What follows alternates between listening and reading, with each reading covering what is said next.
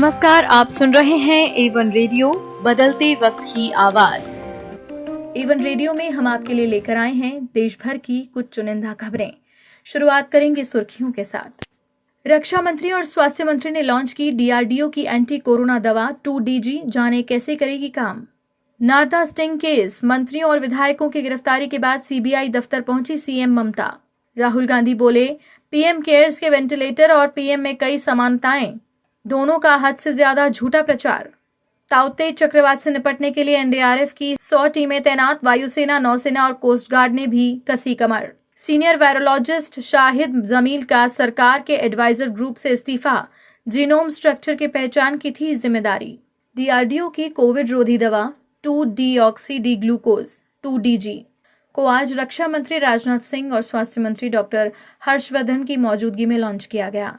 DCGI ने DRDO की Covid रोधी दवा 2-डीऑक्सी ग्लूकोज को हाल ही में इमरजेंसी इस्तेमाल की मंजूरी दी थी। DRDO ने इस दवा को डॉक्टर रेड्डीज लेबोरेटरीज के साथ मिलकर तैयार किया है। DRDO के डॉक्टर AK मिश्रा ने बताया, किसी भी टिश्यू या वायरस के ग्रोथ के लिए ग्लूकोज का होना बहुत जरूरी होता है, लेकिन अगर उसे ग्लूकोज नहीं मिलता तो उसके मरने की संभावना बढ़ जाती है। इसी को हमने मिमिक करके ऐसा किया कि ग्लूकोज का एनालॉग बनाया। वायरस इसे ग्लूकोज समझकर खाने की कोशिश करेगा, लेकिन ये ग्लूकोज नहीं है, इस वजह से वायरस की मौत हो जाएगी। यही इस दवाई का बेसिक प्रिंसिपल है।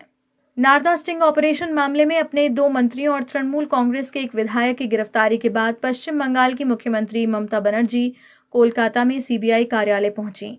ममता बनर्जी 10:50 पर निजाम पैलेस स्थित केंद्रीय अन्वेषण ब्यूरो CBI के कार्यालय पहुंची। CBI ने आज सुबह बंगाल के मंत्री फरहाद हाकिम और सुब्रत मुखर्जी, तृणमूल कांग्रेस के विधायक मदन मित्रा और पूर्व मंत्री शोभन चटर्जी को गिरफ्तार किया। बताया जाता है कि CBI कार्यालय जाने से पहले मुख्यमंत्री चेतला में हाकिम के आवास पर गई थीं। देश में जानलेवा कोरोना वायरस की दूसरी लहर बरकरार है। इस बीच कांग्रेस लगातार केंद्र की नरेंद्र मोदी सरकार पर हमलावर है। कांग्रेस के पूर्व अध्यक्ष राहुल गांधी ने आज ट्वीट कर एक बार फिर प्रधानमंत्री मोदी पर निशाना साधा और कहा कि PM केयर्स और PM मोदी झूठे हैं और काम करने में फेल हैं। राहुल गांधी ने कहा, PM केयर्स के वेंटिलेटर और स्वयं PM में कई समानताएं हैं, दोनों का हद से ज्यादा झूठा प्रचार, दोनों ही अपना काम करने में फेल और जरूरत के समय दोनों को ढूंढना मुश्किल है। ताउते चक्रवात से निपटने के लिए अब NDRF की कुल 100 टीमें प्रभावित राज्यों में तैनात हो गई हैं। सबसे ज्यादा 44 टीमें गुजरात राज्य में तैनात की गई हैं। माना जा रहा है कि चक्रवात का लैंडफॉल 18 मई को गुजरात के तट पर ही होने की संभावनाएं हैं।